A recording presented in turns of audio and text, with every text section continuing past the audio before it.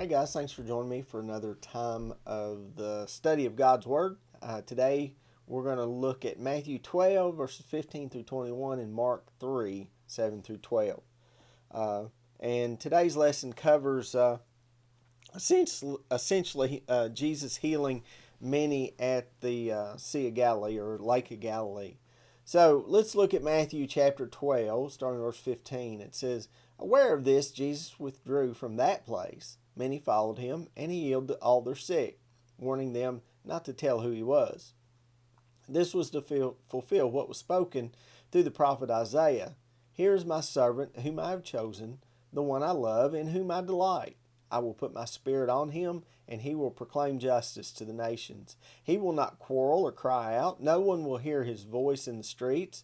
A bruised reed he will not break, and a smoldering wick he will not snuff out, till he leads justice to victory. In his name the nations will put their hope." Now, Mark chapter 3, starting verse 7, says, "Jesus withdrew with his disciples to the lake, and a large crowd from Galilee followed. When they heard all he was doing, many people came to him from Judea, Jerusalem, Idumea, and the regions across the Jordan, and around Tyre and Sidon. Because of the crowd, he told his disciples to have a small boat ready for him to keep the people from crowding him, for he had healed many, so that those with diseases were pushing forward to touch him. Whenever the evil spirits saw him, they fell down before him and cried out, 'You are the Son of God,' but he gave them strict orders not to tell who he was."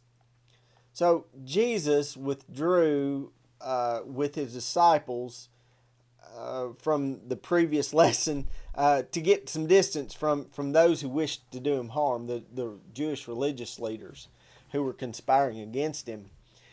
People came from everywhere to see and to hear, and of course to be healed by Jesus, to see his miracles. And they came from Galilee in the north, Judea in the south, and from the Phoenician, as far as the Phoenician cities of Tyre and Sidon. So his reputation as a teacher, and more importantly, probably as a miraculous healer, was spreading rapidly through this region. So here come the crowds. Matthew includes an extended quote from Isaiah 42. We can see his purpose of writing as he includes many such quotes, proving that Jesus is the promised Christ, the Messiah that the Jews, and for that matter the world, had been waiting for so long. But Jesus was the humble servant of God who came to bring salvation to the world. He did so through his suffering and his death. He was a servant in form and obedience to the Father. In Philippians chapter 2, starting verse 6, we read, "Who, being in the very nature God, did not consider equality with God something to be grasped, but made himself nothing, taking the very nature of a servant, being made in human likeness, and being found in appearance as a man, he humbled himself and became obedient to death, even death on the cross." And then Hebrews chapter 10, starting verse 8, it says, "First he said, sacrifices and offerings, burnt offerings and sin offerings you did not desire, nor were you pleased with them, although the law required them to be made. Then he said, here I am. I have come to do your will." He sets aside the first to establish the second. And by that will, he has been made holy through the sacrifice of the body of Jesus Christ once for all. So again, we see the humility of Christ on full display. And as he fulfills the Old Testament and the prophecies considering the Messiah. And he did so, again, in a humble manner. Full obedience to the will of the Father.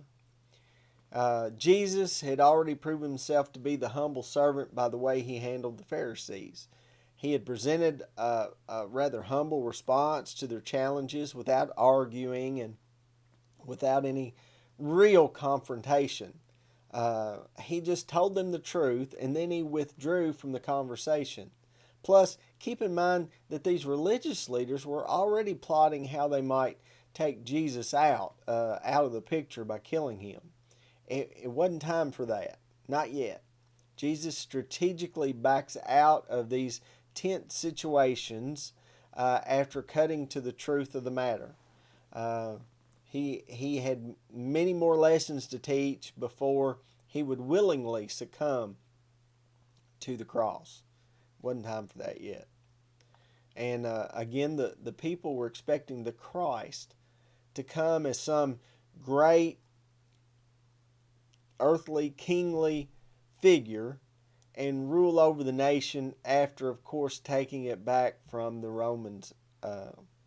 They thought that this Messiah, this Christ, would take them away from the Roman rule. Isaiah points out that this is not the kind of king he would be. No, he came the first time as this humble king. His next appearance will be much different as he brings justice to all nations.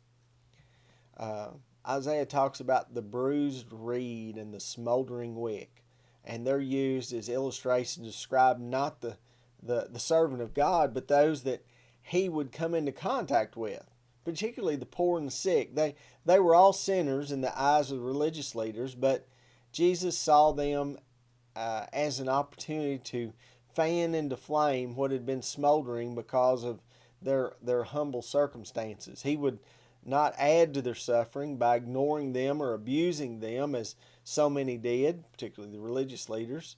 No, Jesus was drawn to them in order to heal them, in order to lift them up out of the seemingly hopeless situation that they found themselves in.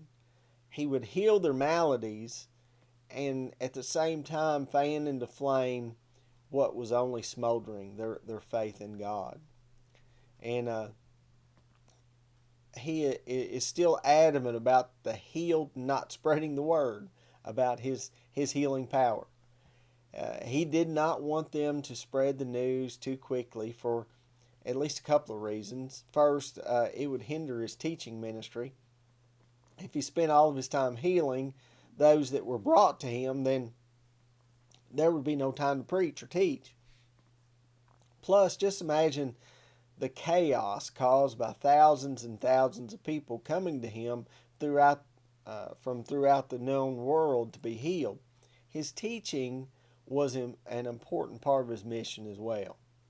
Second, more people meant more attention as far as especially his enemies were concerned. Their jealousy would eventually lead to his death on the cross, and he didn't really want that to be sped along. It had to happen in God's timing, his perfect timing. I'm sure there are other reasons that we just don't know about, but Jesus had perfect knowledge of the situation, and he had it all in hand, as he proves time and again.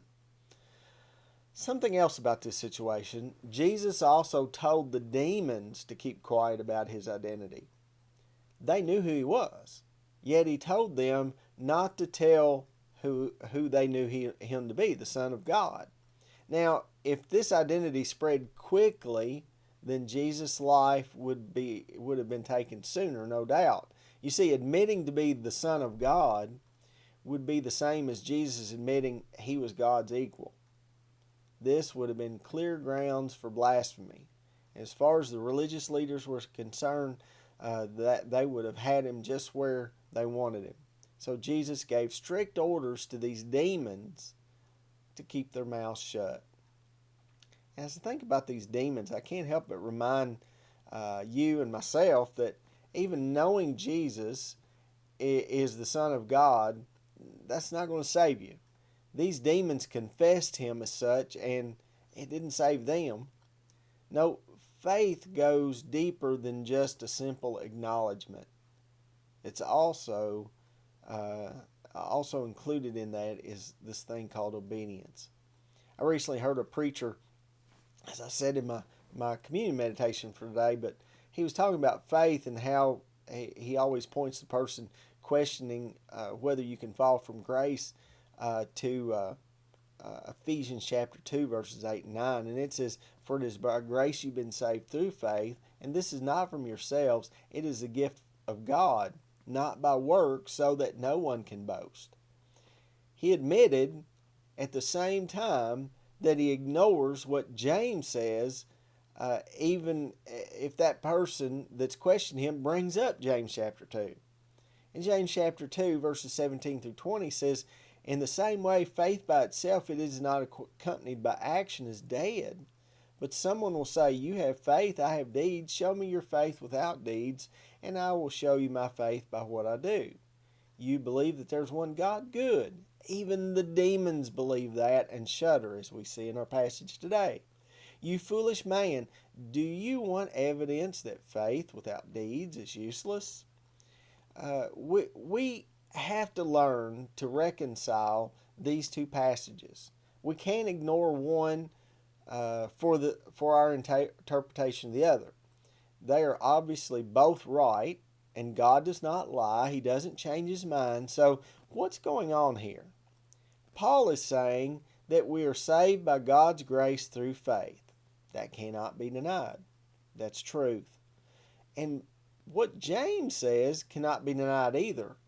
James is saying that the faith Paul is talking about proves itself through obedience. Obedience to the Lord because of our salvation that we've received. Faith proves itself through our words and our actions as followers of Christ. Obedience is then a product of our faith in the Lord, and one is intricately connected to the other, faith and obedience. Now, as far as the belief that you're once saved, always saved, that's another whole study in itself. I will say this, though. Paul clearly tells us that it's a real possibility to shipwreck our faith. And last I checked, a ship that is wrecked is of no use to anyone. It's useless. It's gone. I don't believe that Jesus will ever reject us, but I do believe it is possible through our free will that he has given us to reject him, even if we have already tasted the freedom that salvation brings. So beware of false teachers who tell you that you can do anything you want to and still be okay with the Lord. And that's essentially the punchline in the once saved, always saved belief. But this is true. This one thing is truth. Place your faith in the one who is the Son of God, Jesus Christ, and be obedient to his commands and his calling upon your life. That way you will not only have faith in him, but your faith will be proven by your fruit, by what you do. And I believe that's a good way to live our lives, don't you? Pray this lesson's been a blessing. May God bless you and keep you and give you peace till we can meet here again and study the Word of God.